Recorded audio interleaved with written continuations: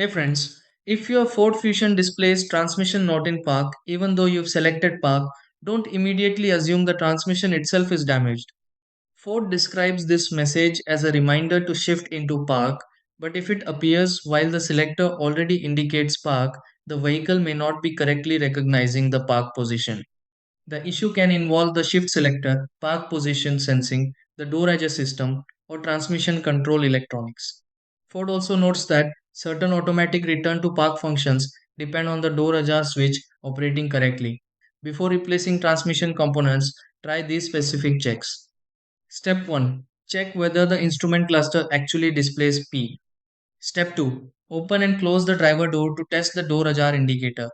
Step 3. Check whether the message changes when the selector is moved through each gear.